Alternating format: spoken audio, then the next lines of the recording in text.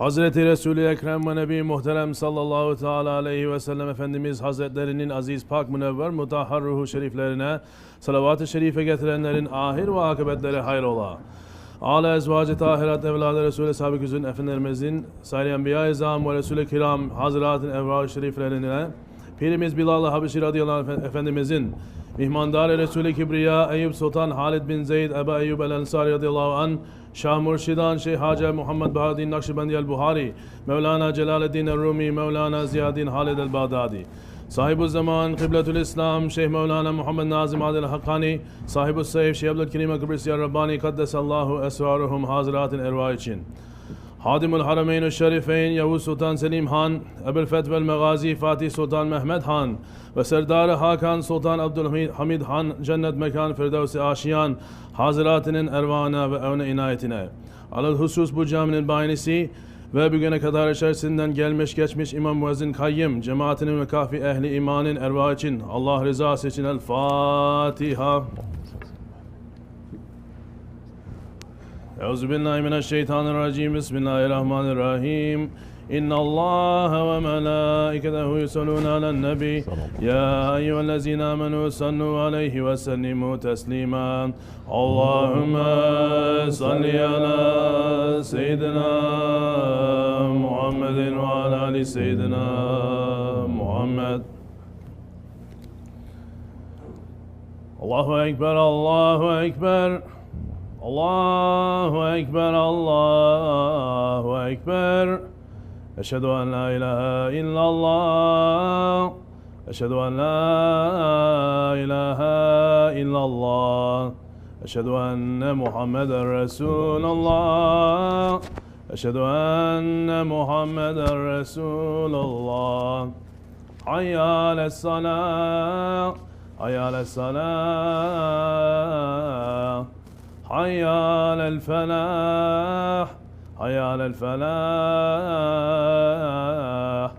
الله أكبر الله أكبر لا إله إلا الله لا إله إلا الله سيدنا محمد رسول الله صلى الله عليه وسلم الحمد لله الحمد لله الحمد لله رب العالمين والصلاة والسلام على رسولنا محمد وعلى آله وصحبه أجمعين نحمد الله تعالى ونستغفر ونشهد أن لا إله إلا الله وحده لا شريك له ونشهد أن سيدنا محمدا عبده وحبيبه ورسوله صلى الله عليه وعلى آله وأزواجه وأصحابه التابعين خلفاء الراشدين المهديين من بعده وزعمة على تحقيق خصوصا منهم على الأميت خلفاء رسول على تحقيق أمراء المؤمنين حضرت أبو بكر وعمر وعثمان وعلي وعلى بقية الصحابة التابعين رضوان الله عليهم أجمعين يا أيها المؤمنون الحاذرون اتقوا الله تعالى فإن الله حمل الذين اتقوا الذين هم محسنون الحمد لله رب العالمين الصلاة والسلام على أشرف الأنبياء والمرسلين سيدنا مولانا محمد وعلى آله وصحبه أجمعين. All praises are due to Allah, Lord of the universes. All praises are due to Allah who says in the Holy Quran, Bismillah ar-Rahman ar-Rahim, O you who believe, stand firmly for justice. Witnesses for Allah, even if it be against yourselves or your parents or your relatives. Whether one is rich or poor, Allah is more worthy of both. So don't follow your passion. Otherwise, you will be unjust. And if you twist or avoid, then Allah is well aware with all that you do. Sadaqallah al-Azim. May peace and blessings be upon the Sultan of the Prophets, the Imam of the Messengers, the Master of the first and the last, the pride of creation, the beloved of Allah, Sayyidina Muhammad alayhi salatu wasalam. May Allah bless him and his noble family and his blessed companions, especially the four Khulafa Rashidin, Hazrati Abu Bakr Siddiq, Hazrati Umar al-Faruq, Hazrati Osman al-Ghani, and Hazrati Ali al-Murtaza, and all those who follow them until the last day. May peace and blessings be upon the grand sheikhs of this way, the inheritors of the Prophet ﷺ. May peace and blessings be upon the Ottoman sultans, the pillars of justice. May Allah love those who love them, and may Allah curse those who hate them. Amen. Ya ayyuhal mu'minun, O believers, we are asking Allah subhanahu wa ta'ala for His blessings in this last Jummah of this Islamic year, 1442. May He accept whatever we did that pleased Him. May He forgive us for whatever we did that displeased Him. May the shafaat of the Holy Prophet ﷺ be granted to us. May the medat of our Shaykh reach to us. As our last year wrote for us to stay within the blessings of Jamaat, we're asking for the coming year to be writing for us to stay in the mercy of Jamaat and not enter into the azab of separation. We are also asking with the dua that Maulana Jalaluddin Rumi Qadasasir used to say at the beginning of the new year, Ya Allah, You are the beginningless, the endless, the most ancient. This is the new year. So I ask You for protection during it from the accursed shaitan and for help against this ego which leads me to wrongdoing, for being lazy with that which will bring me nearer to You, and for staying far away from what will distance me from You. Ya Allah, Ya Rahman, Ya Rahim, by Your mercy, Ya Zul Jalali wal Ikram. Amin. And who is Hazrati Mevlana? One of the greatest awliya that ever lived, the Pir of the Mevlevi Tariqat. And what is he asking for? He's asking for protection from shaitan and from his ego, the Nafs al-Amara. Did he think as an awliya, as a king-size awliya, that he did not need protection from shaitan or from his ego? And look at the dua, he was still in his highest maqam, asking Allah subhanahu wa ta'ala to help him against his ego, to help him against shaitan. He was still showing humbleness to his Lord, saying, I need Your help. And what is this showing to us? It is showing that one of the signs of the believers is that he never feels secure of himself. It shows that the believer is always in a state of being worried. It shows that the believer will always be on guard against to his nafs. Our way is the Naqshbandi way.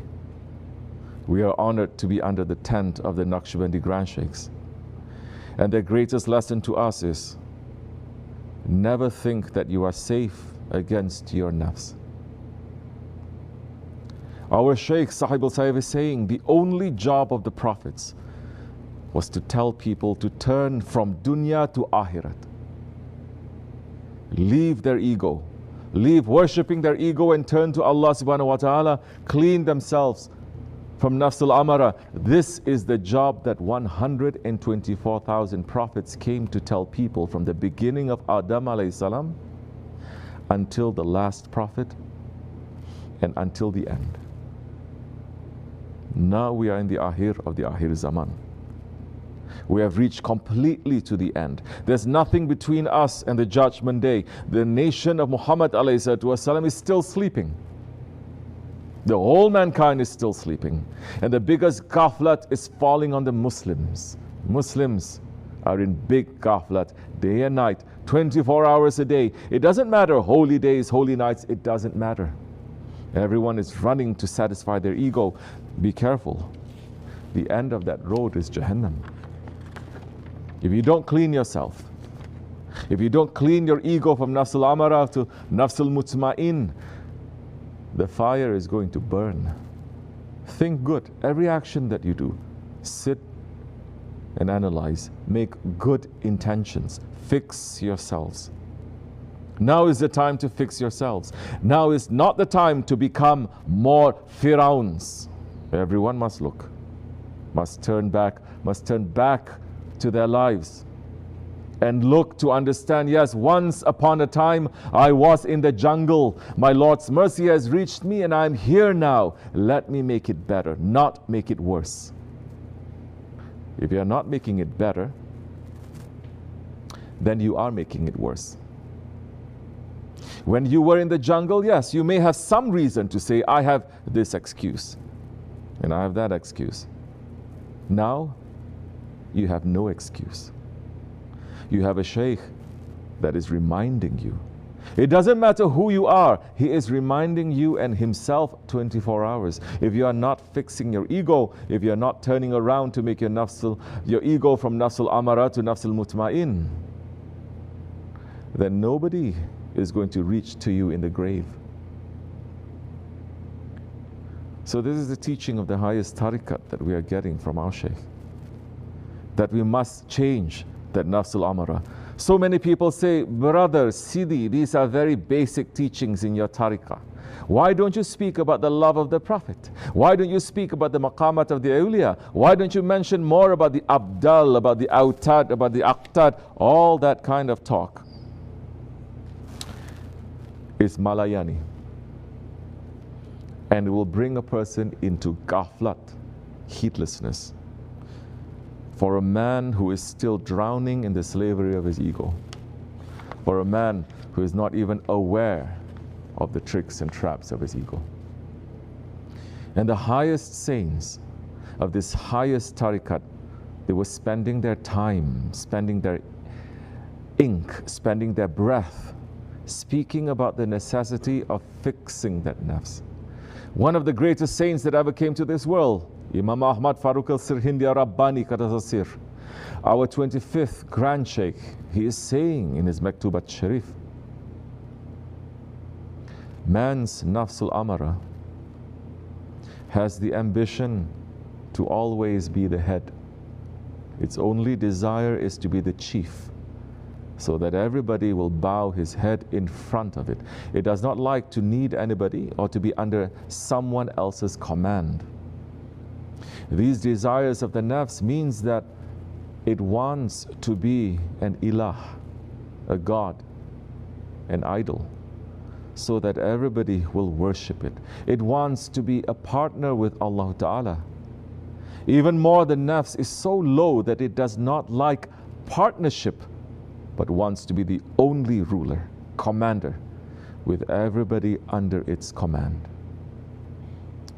Allah Ta'ala declares in Hadith al-Qudsi, be an enemy to your nafs, because your nafs is my enemy. This means that if you support the nafs and gives it what it wants, you are helping and strengthening this enemy of Allah Ta'ala. It should be realized what a terrible, horrible crime this is. Allah Ta'ala declares in Hadith Qudsi, greatness, superiority are mine only. He who wants to be my partner in these two is my great enemy. Without pitying him, I will fling him into the hellfire. The reason why Allah Ta'ala is hostile against the world, why the world is so low, is because it causes the nafs to get its desires, and because it strengthens the nafs. The one who helps the nafs, which is Allah's enemy, will certainly be Allah's enemy. The sending of prophets, the Shariat's commands and prohibitions are all intended to break, to crush the nafs and to prevent its excessive activities. The more the Shariat is obeyed, the fewer desires the nafs will have. It is for this reason that doing one command of the Shariat is more effective in annihilating, destroying the desires of the nafs than thousands of years of riyazat and mujahada done on one's own. For example, giving 1 cent of zakat, which the Shariat commands, destroys the nafs very much more than giving thousands of gold coins as charity or by doing favors on one's own. On the day of Bayram, eating and drinking instead of fasting, because the Shariat commands us to do so, is more useful than fasting for years. Performing the 2 rakats of morning prayer in Jamaat is better than performing nafila prayers all night till morning and then not performing morning prayer in Jamaat. In short, unless the nafs is purified and wakes up from the dream of becoming a king, being superior, it is impossible to escape punishment. Before going to endless death, it is necessary to consider saving the nafs from this illness. The blessed word La ilaha illallah gets rid of all the false idols inside and outside of man, so it is the most useful, the most effective medicine for purifying the nafs. Great men of tasawwuf chose this word for the purification of the nafs. Unless the road is cleaned with the broom of La, you will not reach to the palace of Illallah.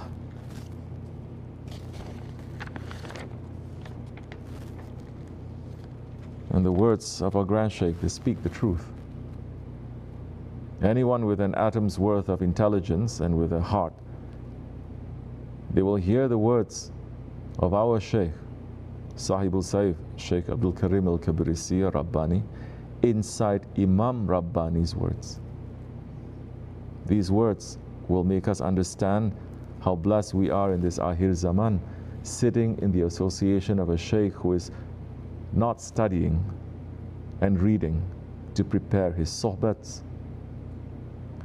but whose sohbats are coming down from the same source and in the same words as the greatest awliya, because he himself is from those caravan leaders.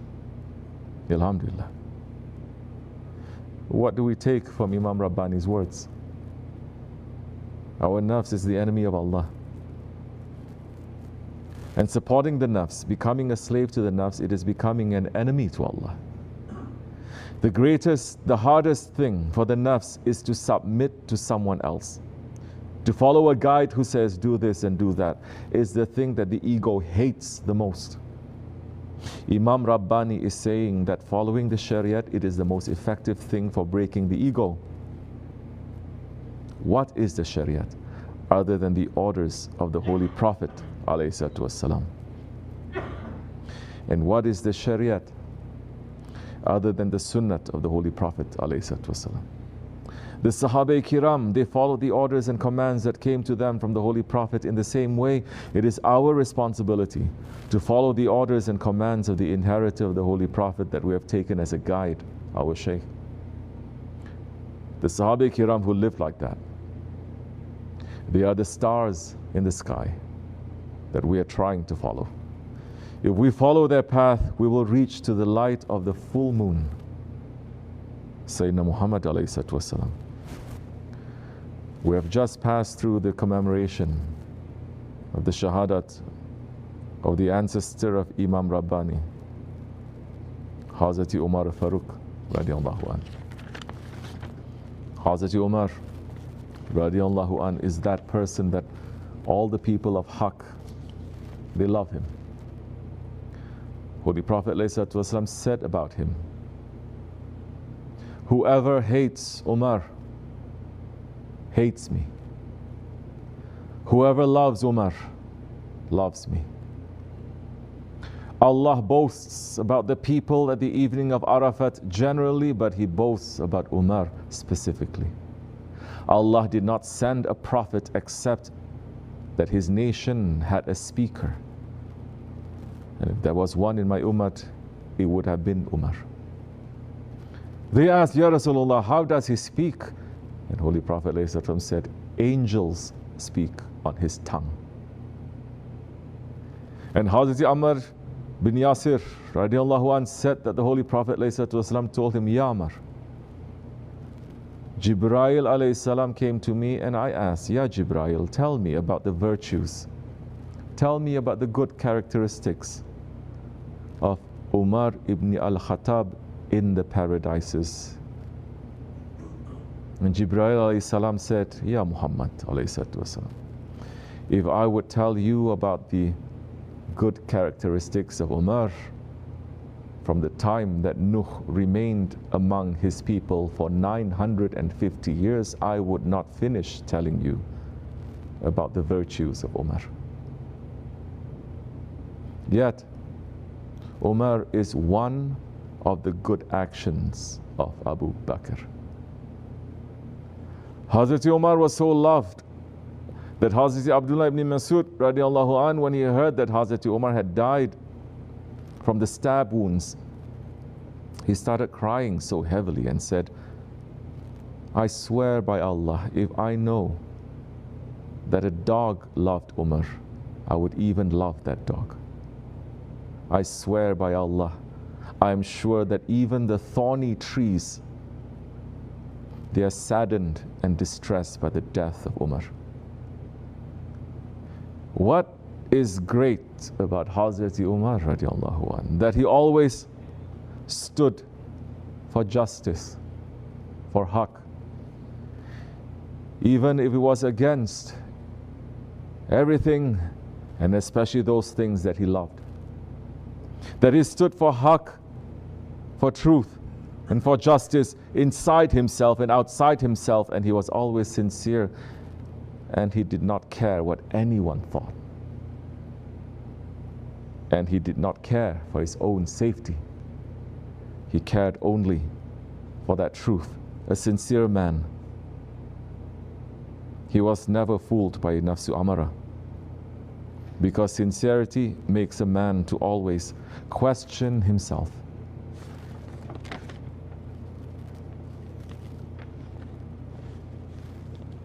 Like Hazrat Umar, he was still questioning himself. Hazrat Umar is that companion that he was promised paradise while he was living in this world, one of the 10, the Ashara Mubashara, yet he still questions himself. He was the one who was beloved to the Holy Prophet ﷺ. And even though he was the Khalifa of Islam, and he attained the title of Faruq al-Azam from the heavens, he was still questioning himself. Shaykh Effendi is talking about that attitude of a believer, that one who questions himself. And we must think about the attitude of the nafs,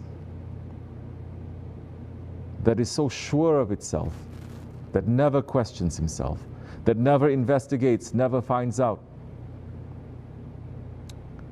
Shaykh Effendi is saying, Holy Prophet ﷺ is saying, be careful from the vision of a believer. He will look with the nur of Allah. You cannot fool that one. When he looks up, he will see up to Sidratul Muntaha. When he looks down, he will see all the way down to 7 levels down. When he looks east, he will see east, west, north, south. Everything comes in front of him. That one is a believer. And that believer still has no right to take guarantee about himself. What do you think? Which one of you here, or which one of these people on this face of earth today, that is going to claim that he is better than Umar radiallahu anh? When Holy Prophet ﷺ was passing from this world, he gave the names of the hypocrites, the munafiqs, a list to another Sahabi. And he said to him, keep this with you. Don't say to anyone. But all other Sahabis, they know that the Holy Prophet ﷺ whispered the names of the munafiqs to that one. Umar radiallahu anh is also knowing and always coming to him and saying to him, please tell me, please. He was one of the greatest Khalifas, and he was saying to him, please tell me, is my name in that book mentioned as a hypocrite? Please tell me. And that one is saying to him, I cannot tell you. Holy Prophet gave me that secret. It's going to the grave with me. I'm not telling you. Yes, Hazrat Umar was that Sahabi with a jalal, with a haybat, but he never took a guarantee to himself. He never said, I am safe. And the secret of Islam is that the one who doesn't feel safe reaches safety. because he holds on to those ones who are in safety. And the one who suspects himself of hypocrisy is free from hypocrisy because he follows a sincere one and listens to him when he says, watch out for yourself.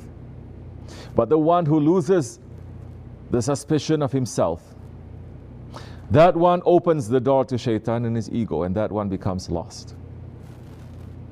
The way of tariqat is the way of returning to Allah subhanahu wa ta'ala. Allah subhanahu wa ta'ala wants us to return to Him, not arrogantly, not saying, I deserve your pleasure. The way to Allah is the way of Hazrat Umar Farooq, the way that the believers are described in Surah Al-Fath. Harsh to the unbelievers, gentle to the believers. Our ego, our enemy, we must be harsh to that one. To the believers, we must be gentle. And that harshness to the ego, to the enemy, you cannot do it yourself. You need a guide, you need a friend. As Hazrat Umar radiallahu anhu is saying, whoever shows you your faults, that one is your friend.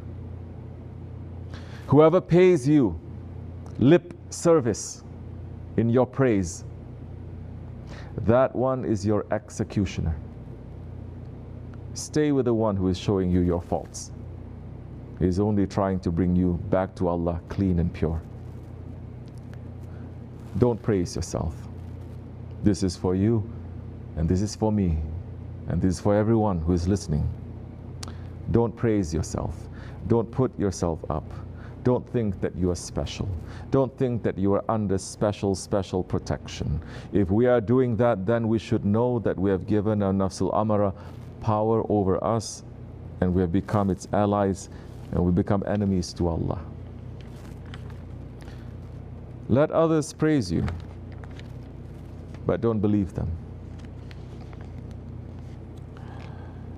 Shaykh Effendi is telling us the danger that comes to people in this trick, saying, don't get into illusions and delusions to yourselves to think, I am the chosen one. No.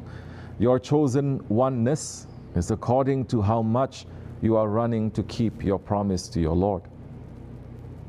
If you're running to keep the promise to Allah, then Allah puts you up. What Allah puts up, no one can put down. What Allah is not putting up, no one can put it up. Worldly, you may have some things, but you will be down. And the only way of going up is taqwa. Who has more taqwa is that one who runs more to fulfill his promise to his Lord. That taqwa, that fear of Allah, that is what we need in this Akhir Zaman. May Allah grant us that taqwa by staying with the people of taqwa. If we learn their adab, they will inshallah let us in their circle this life and next life. That is our safety.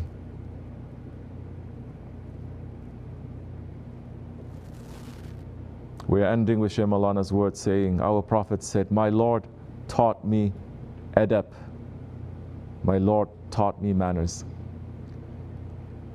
May we be with the ones who teach the adab of that Sultan. Their association can make us like lions. Those accompanying donkeys become donkeys.